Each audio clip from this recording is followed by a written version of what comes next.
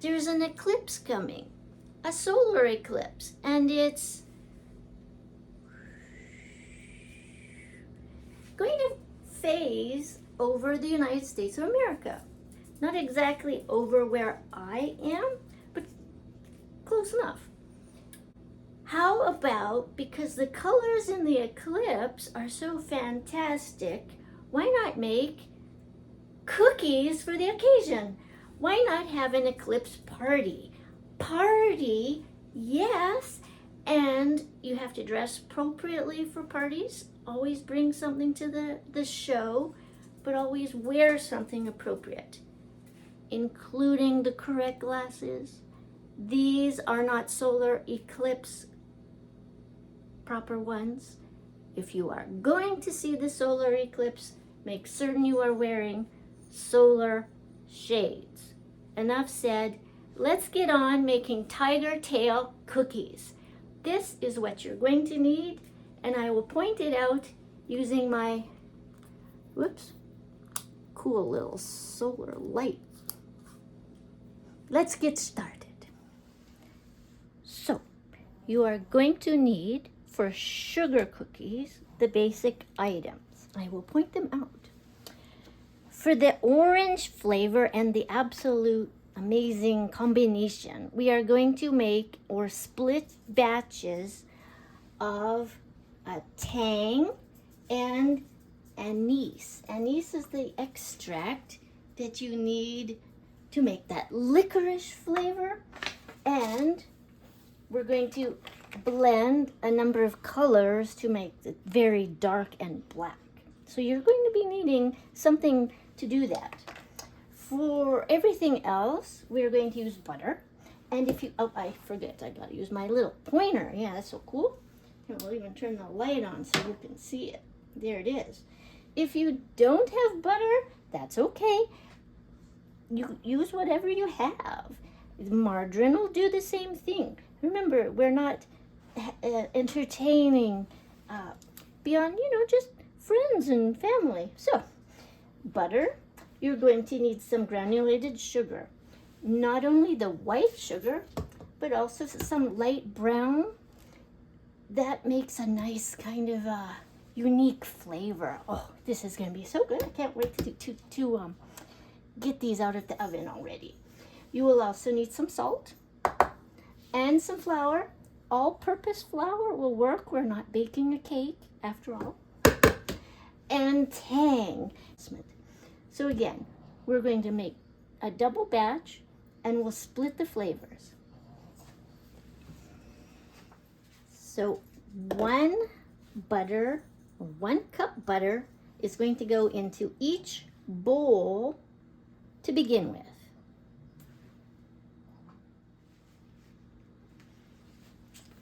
And we need 1/2 cup of packed brown sugar in each as well.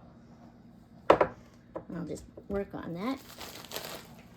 2 and 1/4 cup measure into each bowl next.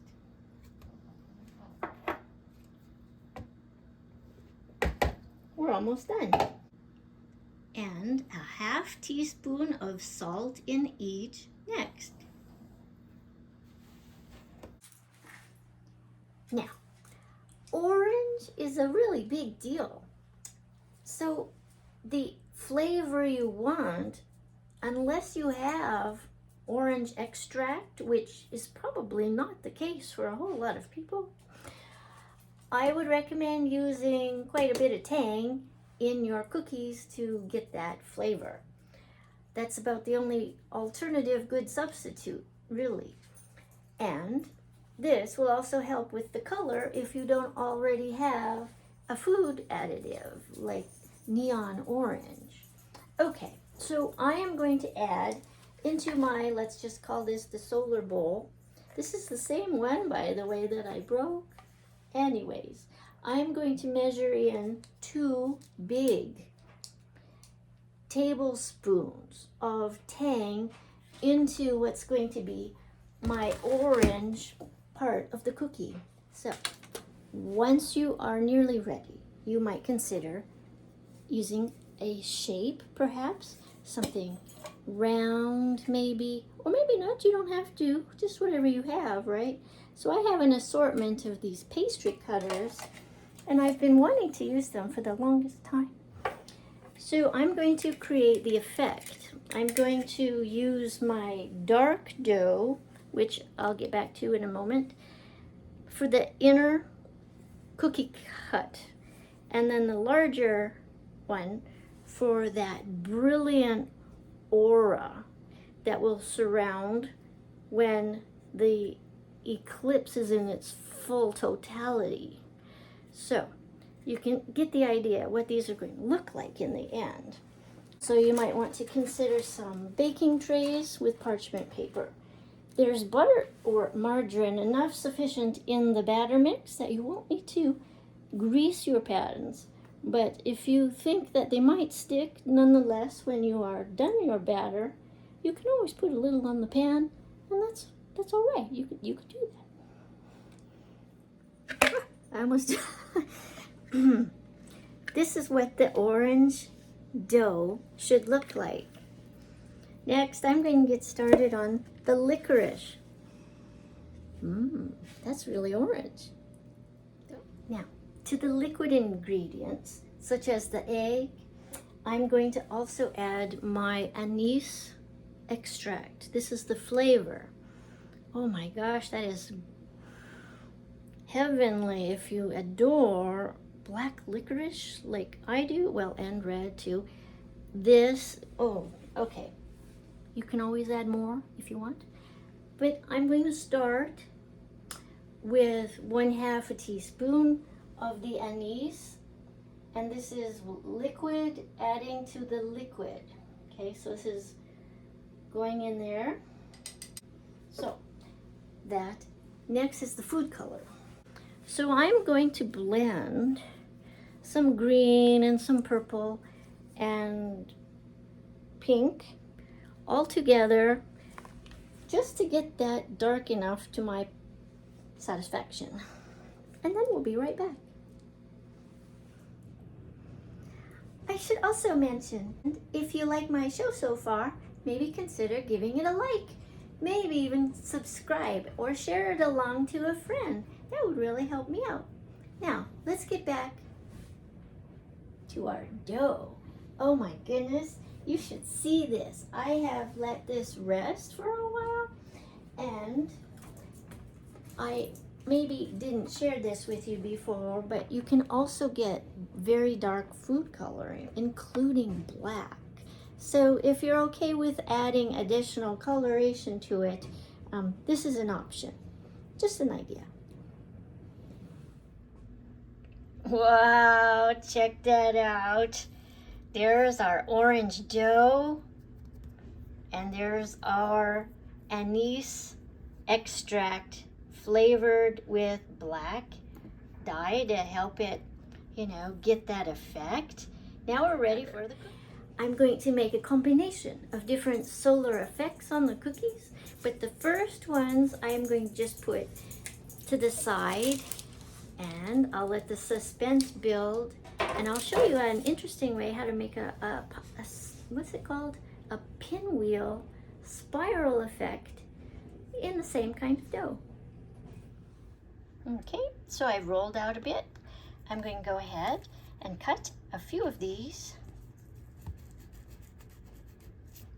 And then I'm going to cut the middle out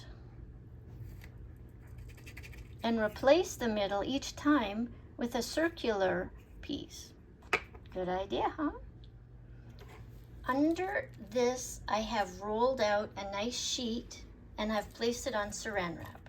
It's warm in the kitchen, so I've rolled out my dough. I'm going to put it back in the freezer for a minute, and while that's going to happen, I've rolled out a few more of the middles. I have made a nice tray. If I pan over here and show you what the outside's going to look like. Next, I'm going to roll out the black dough, making the inner parts, all inner parts, some more little balls, and another elongated shape pastry, if you will, to which we'll make pinrolls or spin wheels. I can never remember what they're called. So I have made several in the size of little meatballs, all using the smaller pastry cutter. And now I'm just going to cut a few more to go into the inserts of the orange ones next. Then I'm going to preheat my oven to, let's see, 300 Fahrenheit. I have to check. If it cooks on low, then you can always watch it. So once again, I've got the dark batter on a saran wrap. I'm going to pop that in the fridge for a moment to chill, as well as the rest of my assortment that I have made using the dark dough. So this is what they look like before they go into the oven. I'll show you how. It's really easy. You just one in one, make sure they're stuck together, and you just give them a little roll, just like that. Now spin it, press it, spin it, press it. See, you get the idea. Keep them together. It's easier to do on a counter. Putting it in the air like this, I'm afraid I might drop them. Okay, but I wanted to show you how it's done. See, just like that. Give it a little spin. Isn't that fun? All right, that is why they look like they do when they came up. And here's an example of the spiral ones before they went into the oven. But that's what they look like to start with as well. Just an idea. Okay, to make that beautiful, beautiful pinwheel effect, you need to overlay two contrasting, or you can do this even with more contrasting colors. I have made sure that either way I place my dough, they're about equal. They're going to cover each other very well. Okay. See, that's pretty good. Now I'm going to take the saran wrap off. That was why I had this saran, so you can manipulate your dough. All right, now carefully, you want to start at one end. You need to have your dough at a temperature that you can carefully roll it. If it's too cold, it will break. If it's too soft, you'll still have a similar problem. So I'm going to do this gradually. Maybe I should do it from the far end forward. Okay, you need to take your time with this. But you just gradually roll it. You see what's happening there? See? Gradually roll it. Now it helps if you have a dough or working with a dough that's really rich in butter or margarine. All right, after I roll this and not off the edge of the counter, I'm going to put it back in the saran wrap into the fridge and chill it. That way, here, I'll move it up so it's not going to fall off. Okay, see that? See, it's coming along. It's starting to look like a rather big log at this point, but that's okay. I'm going to cut it down when it comes out of the fridge. Oh yes, isn't that lovely? There. Now I'm going to put that back into the fridge so it doesn't unroll on me. See how I did that? Save your saran wrap. Keep it moist, roll it up. Now, you might want to chill this. If your fridge is very chilled, it won't take very long. Okay, and I'll just kind of form it, press it, form it, press it, form it, press it. Very, very soon. Okay, that's lovely. See, that's going to make that really neat shape. Let's do this.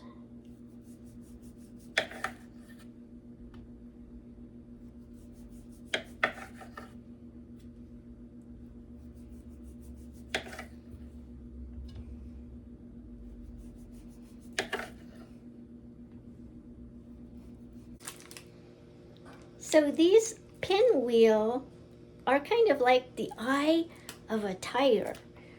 Orange and black. This is orange and anise flavoring, remember. It's not ice cream, but it's going to turn out as an excellent, fun treat for our solar eclipse cookies.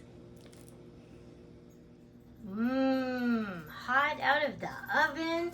Now these need to cool down and I can plate them with the others. And there you have it. Some beautiful cookies for the solar eclipse upcoming this April 8th. Well, there's still time. You can make something special in your kitchen. If you like my channel, I like to just say a nice shout out and thank you for joining me and spending time today in my kitchen. I hope you've enjoyed watching my show into making these, perhaps giving you an idea for making cookies in the future. Next time, do take care. Au revoir.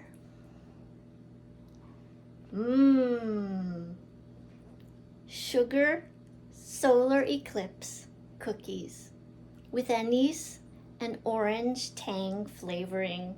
What a combination.